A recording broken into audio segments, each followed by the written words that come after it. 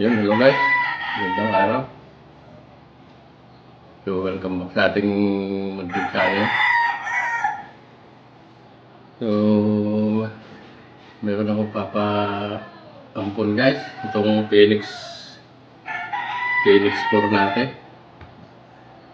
Yan, paampon ko na. Phoenix 4. Hindi ko gaano nagagamit. Yan, meron na siyang underreg para sa bipod o kaya tripod. Ito yung bat na guys, yung DIY na natin, laminated natin dati. Yung pinatong-patong ko na kahoy. Mahugani yung langka at yung puti. Yung milina. Ito, naka 16 inches ang guys, steel barrel na 6 grooves. Maganda tumama. Naka o-ring type na swing.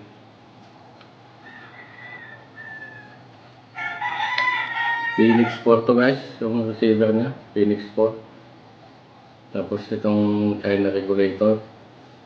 Tapos 0.35 na battle tank. Maganda lang siya kasi tuyo na yung kahoy niya. Phoenix 4 to na receiver. May silencer siya. Ito may may sleeve siya. Sleeve ng aluminum.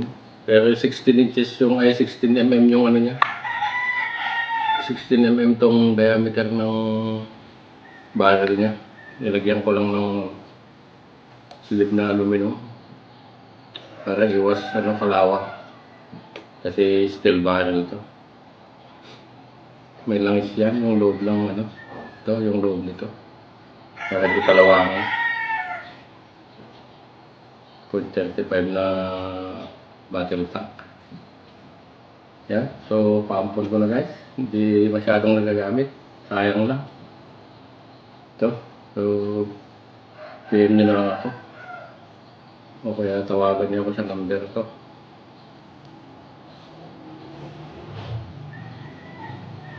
Ito yung adjustan ng string niya.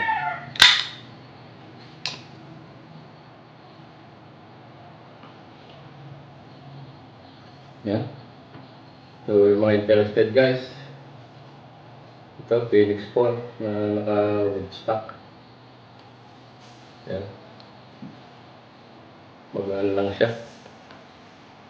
Sakto-sakto. Ito yung pala yung Phoenix guys. Ganyan yung design nila. May 20 mm. Nalagayan ng scope, tsaka 11 mm. Katini tsaka dovetail. Yan yung design ng Phoenix. Yan, so may mga butas-butas dyan. Kita yung barrel sa loob. So yun, yung mga interesado guys. Yan. Bigyan nila ako para pag-usapan natin. Yan. Maganda tumama to guys kasi 6 grooves. Ilang beses ko na yan to. 3 yata. So 2.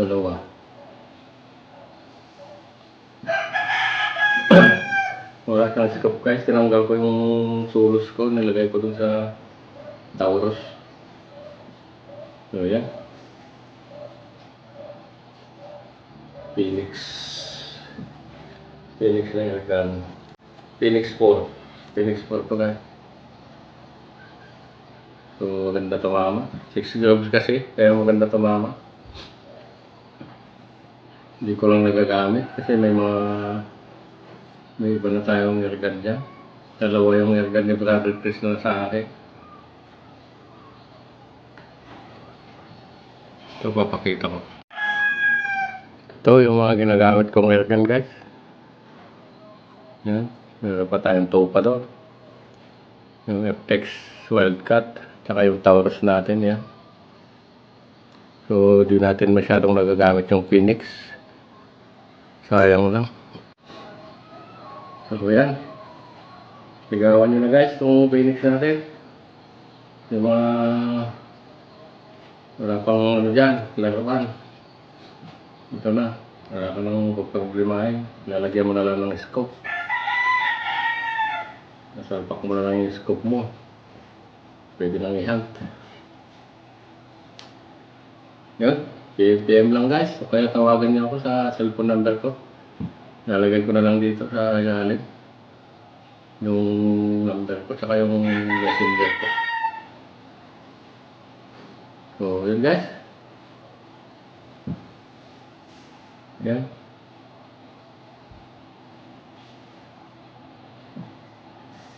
So, sabay natin yung nag-shoutout para makabawi tayo sa mga viewers natin na nagpapa-shoutout. Tsaka yung mga kahit di nagpapa-shoutout, basta nag-comment sa video natin, yung mga hunters natin. Meanwhile, Yun, shoutout tayo sa mga hunters natin. Unang-una kay Tumbaga Hunter TV ng Quezon Province, kay Mando Coloma, kay Edo Hunter 22, kay